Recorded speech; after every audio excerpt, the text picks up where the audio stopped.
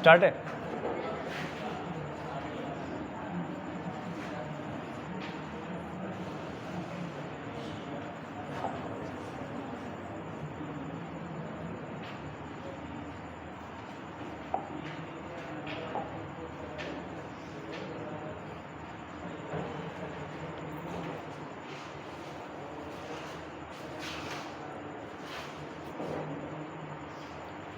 भारत की कृषि हमारे पेट का एक बहुत इंपॉर्टेंट सिलेबस और तमाम वीडियो जो आएंगे लेखपाल, उसका बहुत अच्छा सिलेबस।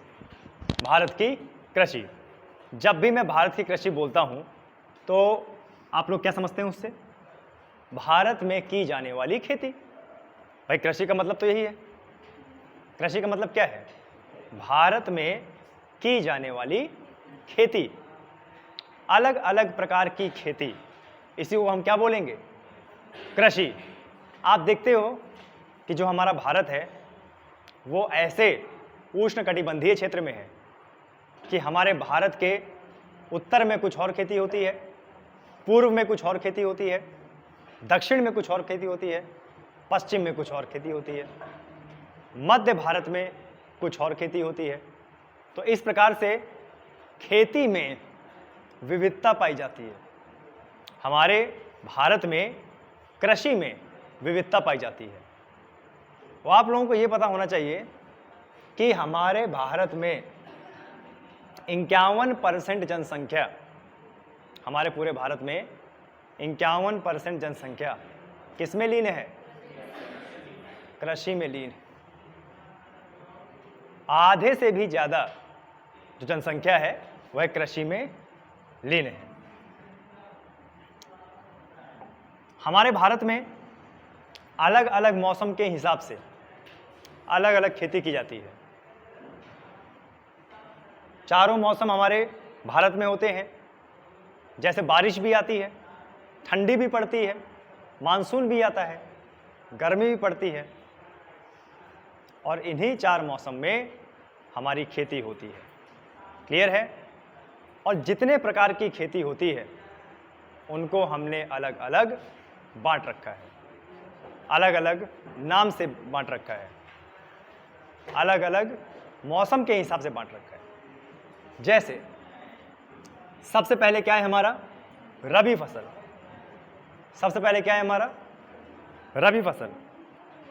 अब सभी लोगों को पता है ये जो रबी की फसल होती है ये कब से कब तक? नवंबर से कब तक? फरवरी तक। और हमारे भारत में नवंबर से फरवरी का समय क्या है? सर्दियों का रहता है ना। हमारे भारत में नवंबर से फरवरी तक का समय क्या रहता है? सर्दियों का। और इस मौसम में कौन सी फसल बोते हैं हम? रबी फसल। यानी जो रबी की फसल है ये हमारी क्या है? ठंडे मौसम वाली फसल है। कैसा? ठंडा मौसम। आए समझ में? यानी ऐसी फसलों को ज्यादा पानी की जरूरत नहीं होती, नमी की जरूरत होती है, ठंड की जरूरत होती है। समझिएगा ध्यान से। जो फसल क्या बोल रहा है जरा देखिए, रबी फसल में क्या बोल रहा है? जो फसल अक्टूबर में बोई जाती है और अप्रैल में काट ली जाती है। जो फसल अक्टूबर में बोई जाती है और अप्रैल में काट ली जाती है, जैसे क्या? गेहूं, जौ, चना, मटर, सरसों, आलू, राई। ये सब हमारी कैसी फसल है?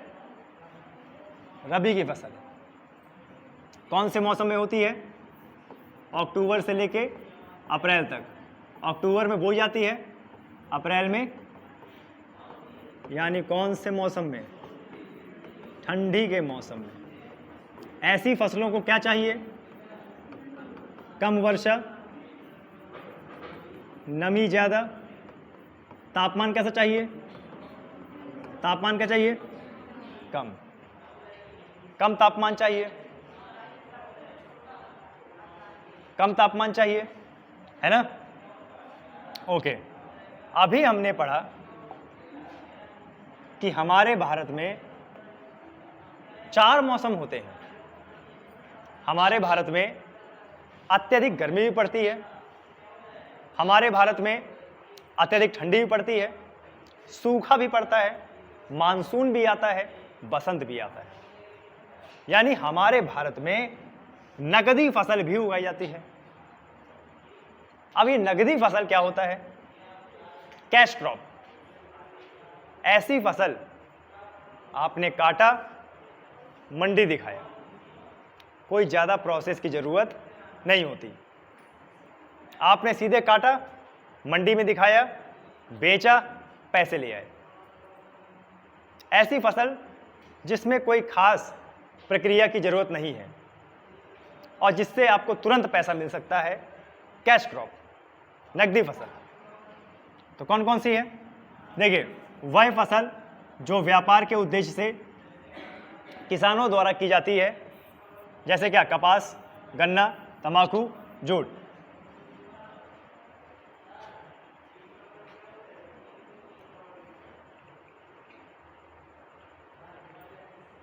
यही रहेगा।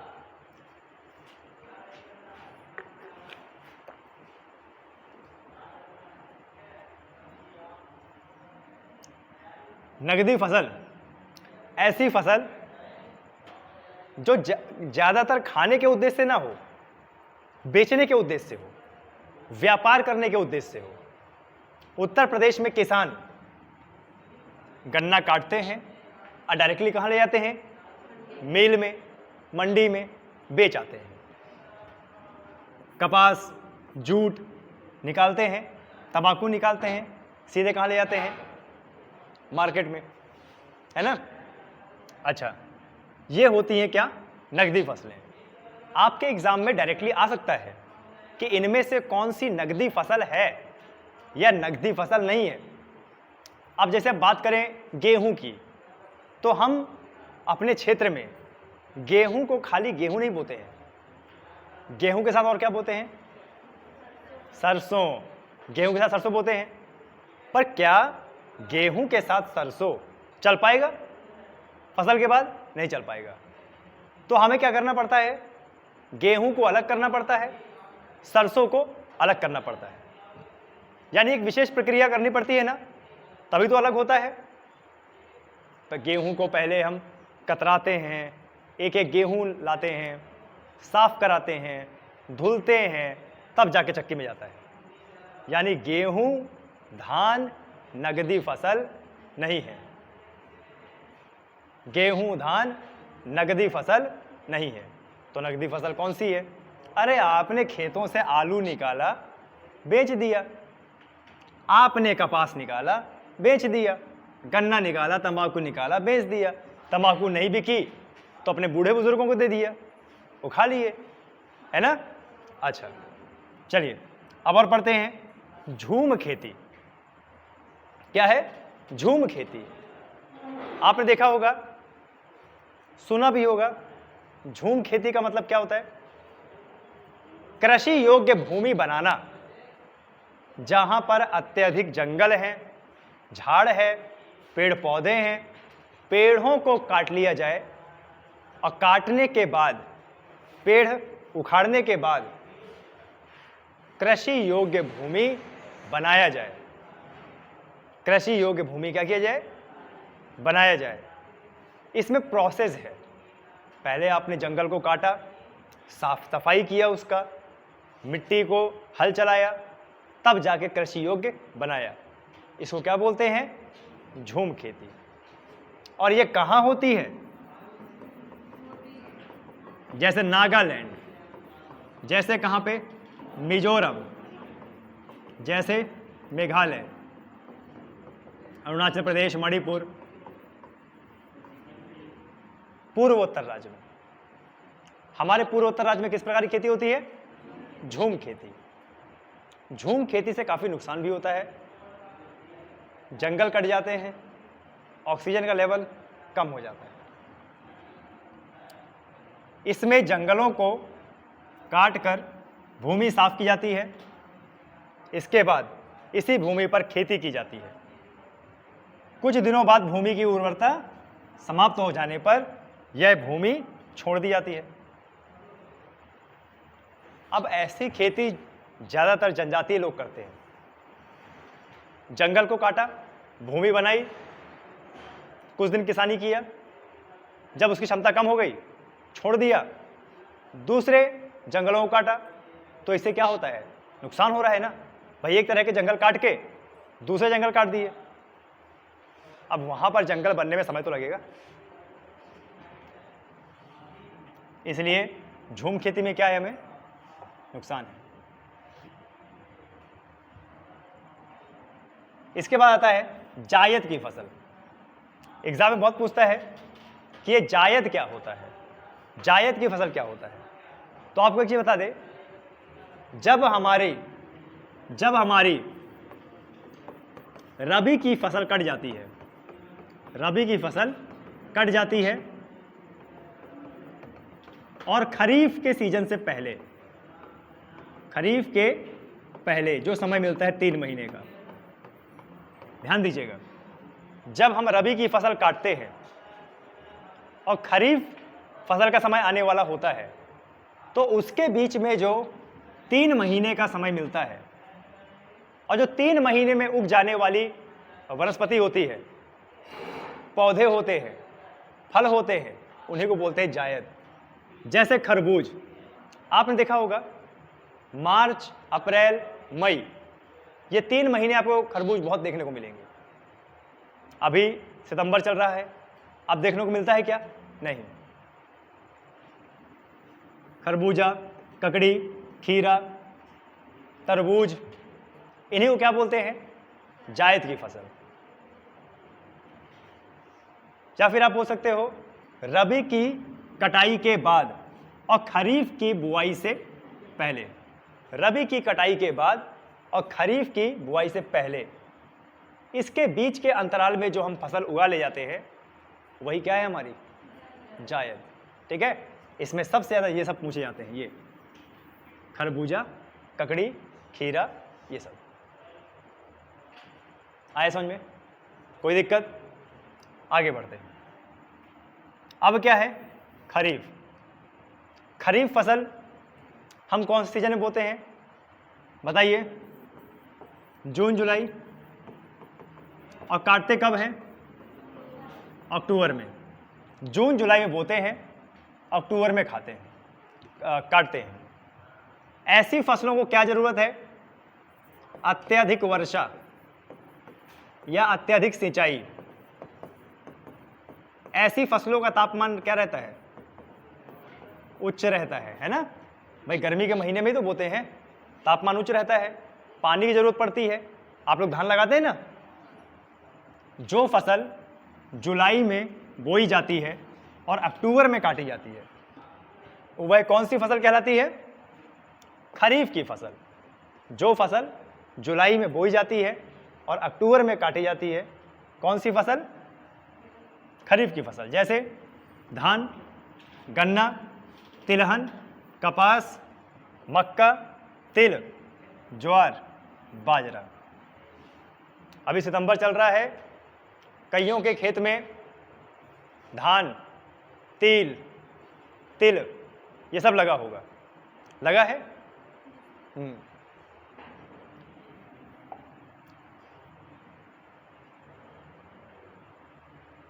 चलिए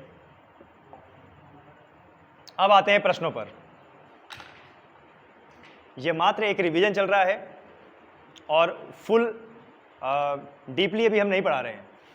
सिर्फ आपका यूपी ट्रिपल एससीटी का क्या चल रहा है? रिवीजन।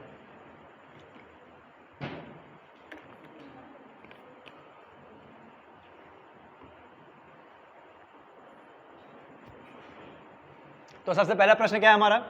हरित क्रांति के फलस्वरूप, हरित क्रांति के फलस्वरूप में कुल खाद्यान्न में किसकी उत्पादकता में कमी आई? दलहन और मोटा अनाज। हरित क्रांति में सबसे ज्यादा क्या उत्पन्न हुआ? गेहूं और चावल। गेहूं और चावल। हरित क्रांति के फलस्वरूप देश में कुल खाद्यान्न में किसकी उत्पादकता में कमी आई? दलहन और मोटा अनाज। हरित क्रांति किसका फलस्वरूप किस फसल पर सबसे अधिक उपयोगी रही? गेहूं और चावल। भाई यही तो बेसिक नीड है, गेहूं और चावल।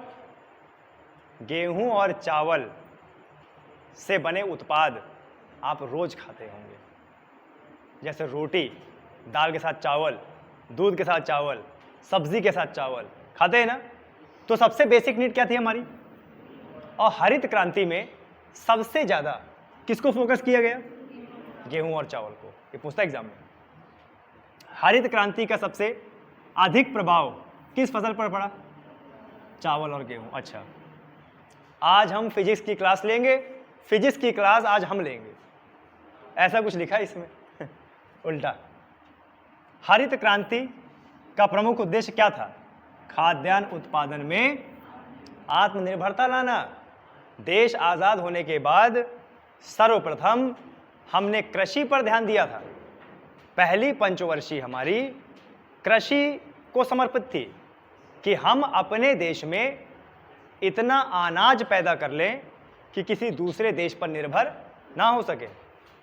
जब हमारा देश गुलाम था तो उस समय हमसे नील की खेती करवाई जाती थी, और नील की खेती में खेत अनुपजाऊ हो जाते हैं, खाद्यान्न फसल कम उगती है। हमारा देश कुपोषण का शिकार हो गया था, हड्डियां दिखती थी। जब देश आजाद हुआ तो बोला गया पहली पंचवर्षीय कृषि को समर्पित, कि हमारा देश खाद्यान्न पर किसी पर निर्भर ना रहे। इसलिए हरित क्रांति लाई गई, और जिसका उद्देश्य था खाद्यान्न उत्पादन में आत्मनिर्भरता। हरित क्रांति का जनक किसे माना गया है? Doctor MS Swaminathan. बहुत बार पूछा जाता है हरित क्रांति, भारत में हरित क्रांति के जनक, भारत में हरित क्रांति के जनक कौन? Doctor MS Swaminathan. आगे बढ़ते हैं।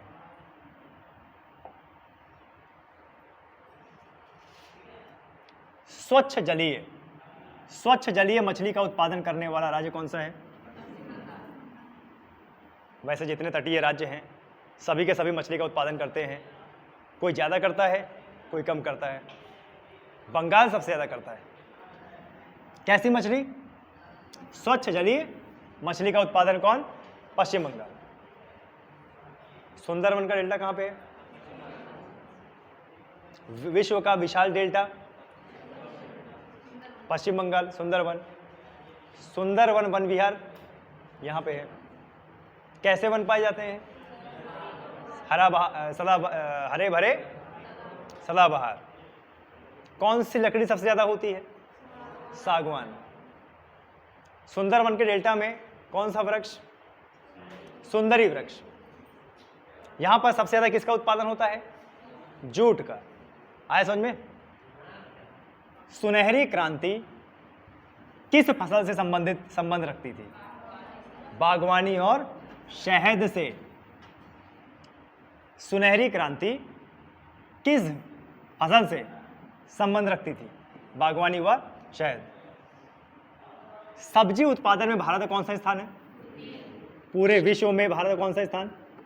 द्वितीय। सब्जी उत्पादन में भारत का कौन सा स्थान? द्वितीय। सब्जियों और फलों के उत्पादन में विश्व में भारत का कौन सा स्थान है?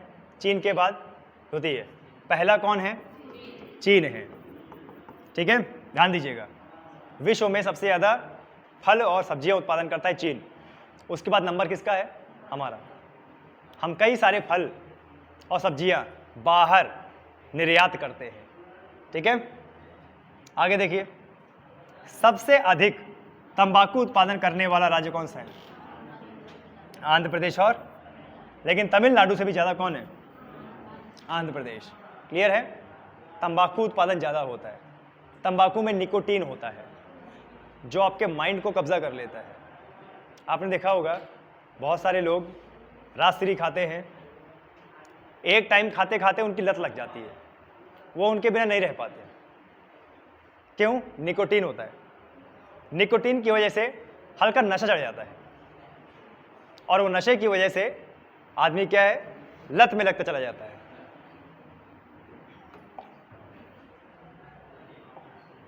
आगे बढ़ते हैं।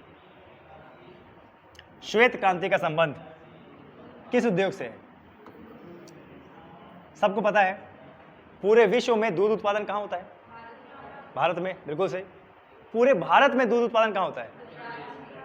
यूपी में, उत्तर प्रदेश में होता है। पूरे भारत में सबसे ज़्यादा दूध का उत्पादन कहाँ पे? पूरे भारत में सबसे ज़्यादा गाय भैंसे कहाँ पे? यूपी में। ठीक है। अरे यार, तुम सबके घर में गाय भैंसे हैं, एक एक, दो दो, तीन तीन, चार चार। पूरे भारत में सबसे ज़्यादा दूध उत्पादन होता है हमारे उत्तर प्रदेश में। आगे, शुष्क भूमि के लिए सबसे अच्छी फसल कौन सी है?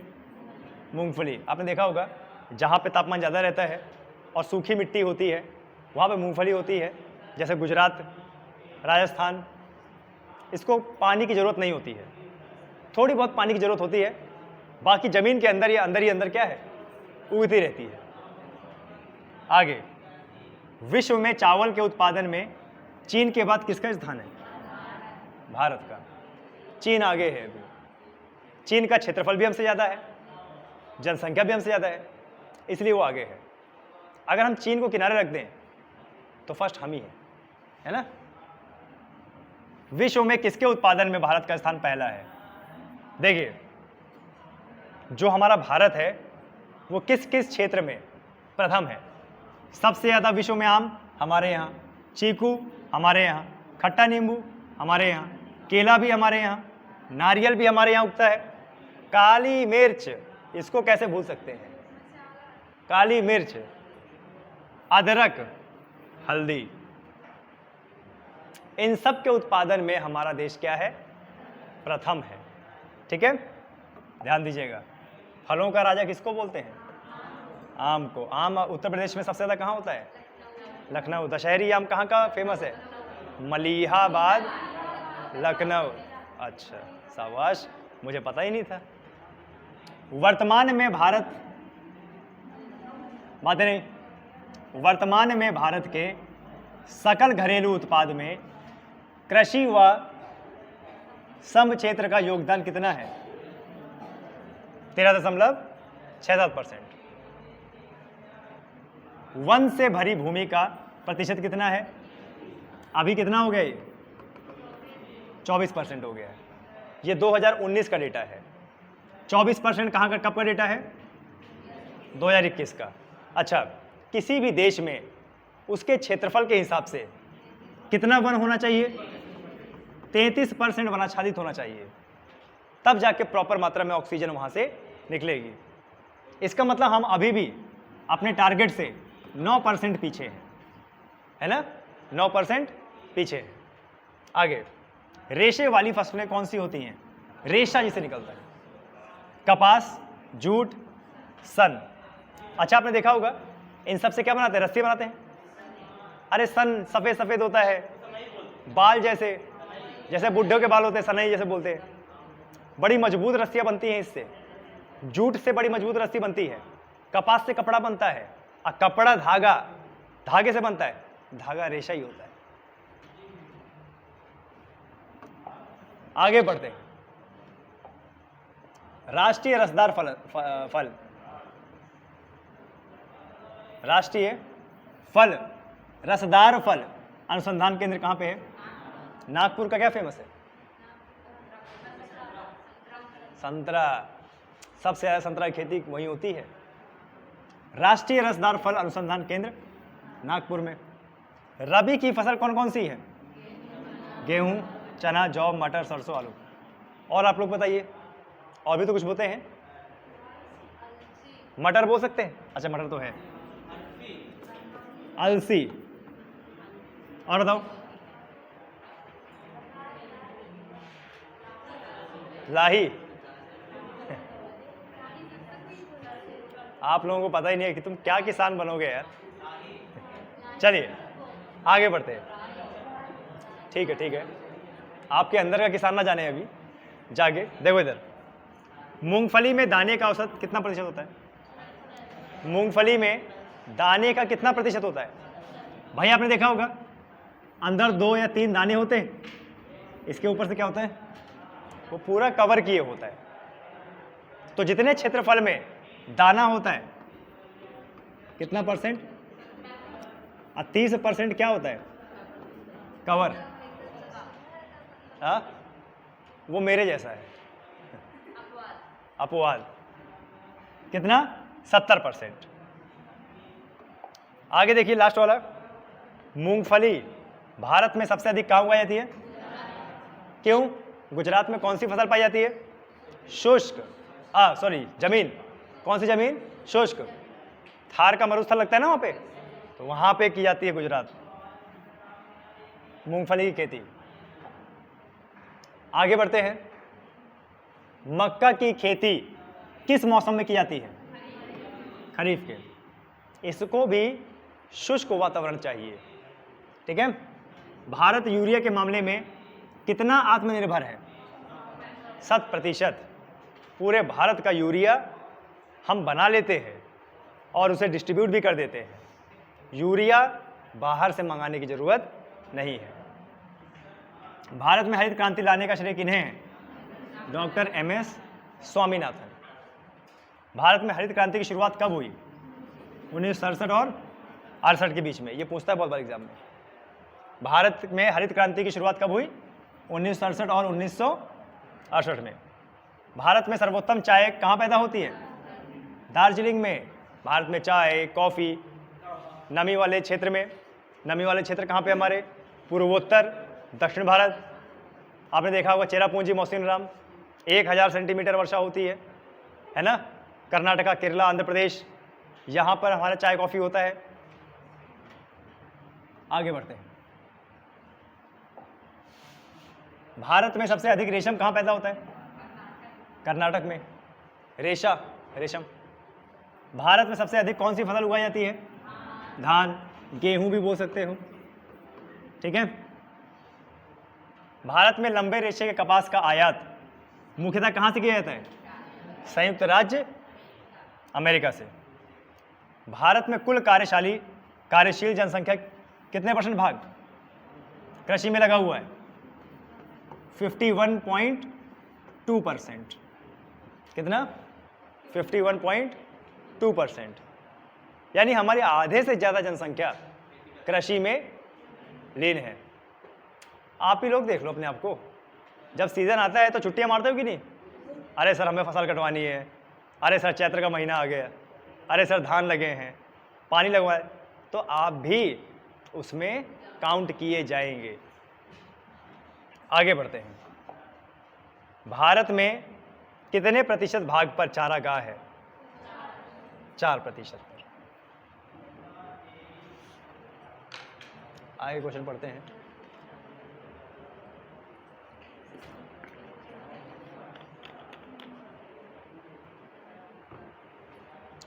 भारत के जूट का सर्वाधिक क्षेत्रफल वाला राज्य कौन सा है? पश्चिम बंगाल। कहाँ पे? पश्चिम बंगाल। भारत के कुल क्षेत्रफल कितने प्रतिशत भाग पर खेती होती है? 51% भाग पर। भारत के किस राज्य में गेहूं की खेती नहीं होती है? तमिलनाडु। भारत की कृषि सबसे अधिक किस पर निर्भर होती है? वर्षा पर ना। हम लोग वर्षा पर निर्भर है ना, क्योंकि सब लोग थोड़ी बोर कराते हैं। अभी देखिए, जहाँ जहाँ खेत खाली होंगे वो लोग वर्षा पर ही तो निर्भर थे। वर्षा नहीं हुई, खेती नहीं हुई। अगर उनको अनुमान होता कि वर्षा होती तो वो धान की खेती करते।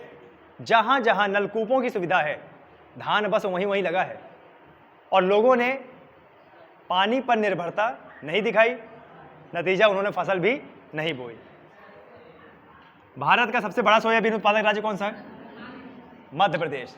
सबसे ज़्यादा सोयाबीन, जो दाल के रूप में सोयाबीन का तेल भी निकलता है, सोयाबीन की बड़ी भी बनती है, तो ये सबसे ज़्यादा उत्पादन कहाँ होता है इसका? मध्य प्रदेश में। और मध्य प्रदेश में कहाँ पर? उज्जैन वाले इलाके में। और सोयाबीन अनुसंधान केंद्र भी कहाँ है? मध्य प्रदेश में ही है। क्लियर है? आगे बढ़ते हैं,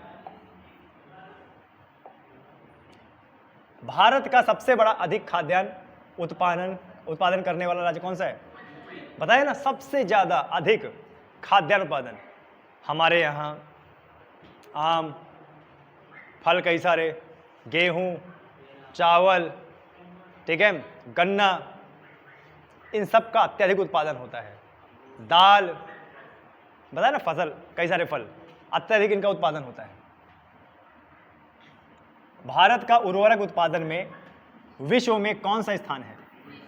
तीसरा। बड़े पैमाने पर जूट की खेती किस नदी के क्षेत्र में? हुगली नदी के क्षेत्र में। और ये हुगली नदी किससे निकली है? गंगा नदी से। ये गंगा नदी आगे चली गई, इसी से हुगली नदी निकल गई। ऐसे आए समझ में?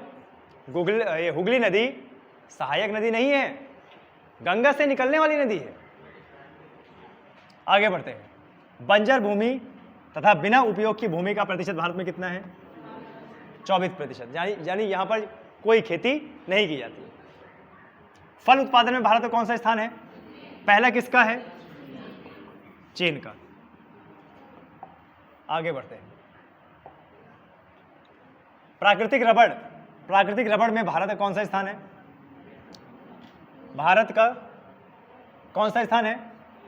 विश्व में है चौथा स्थान। और राज्यों में देखा जाए तो किसका स्थान है?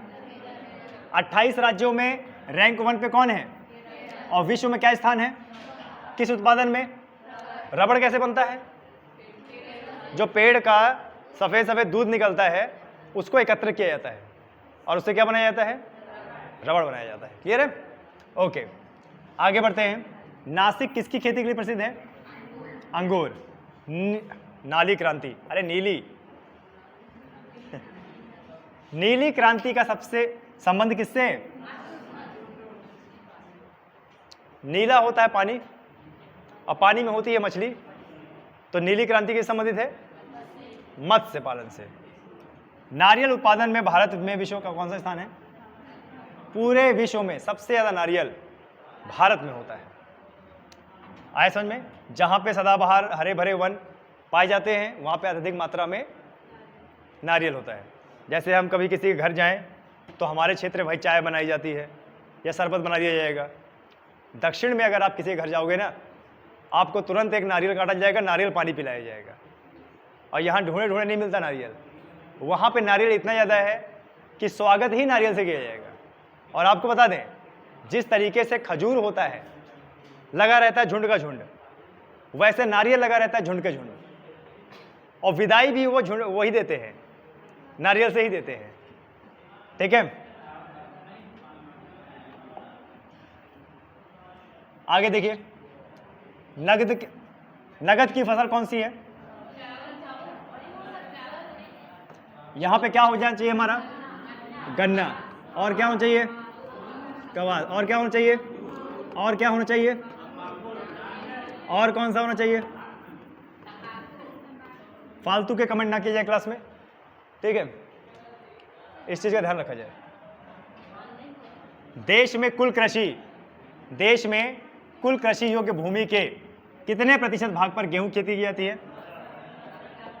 और सबसे ज्यादा गेहूं कहां पर? मैदानी क्षेत्र में। कहां पे? मैदानी क्षेत्र में। और उत्तर प्रदेश, भारत में सबसे ज्यादा कहां? उत्तर प्रदेश में। और राज्यों की बात करें, उत्तर प्रदेश, पंजाब, हरियाणा, राजस्थान, मध्य प्रदेश।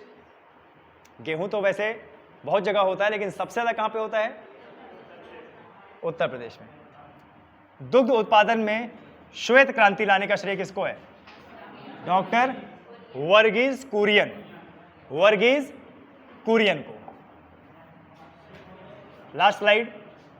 दुग्ध उत्पादन में भारत का कौन सा स्थान है? प्रथम। पूरे विश्व में सबसे ज्यादा दूध उत्पादन कहां पे होता है? भारत में होता है। दलहन उत्पादन में भारत का कौन सा स्थान है?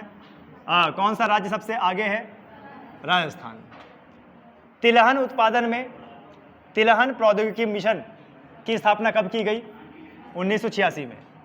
तिलहन प्रौद्योगिकी मिशन की स्थापना कब हुई? 1986 में। तिलहन ये तो वही है। तंबाकू उत्पादन में भारत का विश्व में कौन सा स्थान है? तीसरा। तो यहां से आपके ये 50-55 क्वेश्चन खत्म होते हैं। कल फिर कृषि के और क्वेश्चन कराएंगे, कुछ अनुसंधान केंद्र कराएंगे और कुछ रैंक कराएंगे भारत की। ठीक है।